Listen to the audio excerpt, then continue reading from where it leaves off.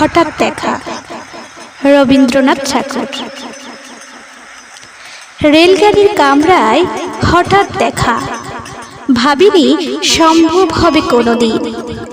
আগে ওকে বারবার দেখেছি, লাল রঙের শাড়িতে ডালিম ফুলের মতো রাঙা।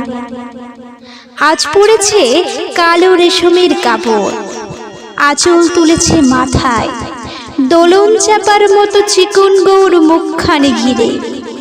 মনে হলো কালো রঙে একটা গভীর দূরত্ব ঘনিয়ে নিয়েছে নিজের চারিদিকে, যে দূরত্ব সর্ষে ক্ষেতের শেষ সীমানায় শালবনের নীলাঞ্জন। থমকে গেল আমার সমস্ত মনটা। চেনা লোককে দেখলেম অচেনার গাম্ভীর্যে। হঠাৎ খবরের কাগজ ফেলে দিয়ে আমাকে করলে নমস্কার। সমাজবিধির পথ গেল খুলে, আলাপ করলেম শুরু। কেমন আছো, কেমন চলছে সংসার ইত্যাদি। সে রইল জানালার বাইরের দিকে চেয়ে, যেন কাছের দিনের ছোঁয়াচ পার হওয়া চাহনিতে। দিলে অত্যন্ত ছোট দু একটা জবাব, কোনোটা বা দিলেই না। বুঝিয়ে দিলে হাতের অস্থিরতায়।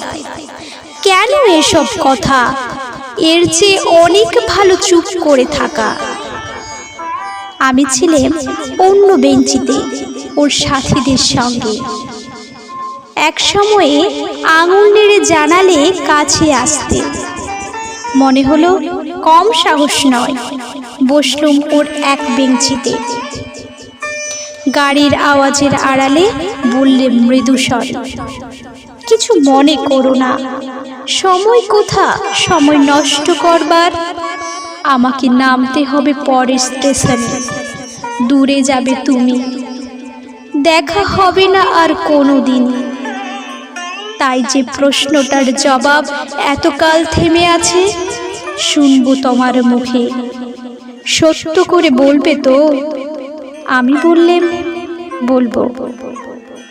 বাইরের আকাশের দিকে তাকিয়ে শুধলো, আমাদের গেছে যেদিন একেবারেই কি গেছে, কিছুই কি নেই বাকি।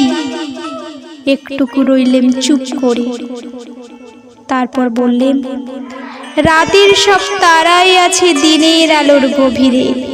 খটকা লাগলো, কি জানি বানিয়ে বললাম নাকি। ও বললে, থাক এখন যাও ওদিকে। সবাই নেমে গেল পরের স্টেশনে, আমি চললেন একা।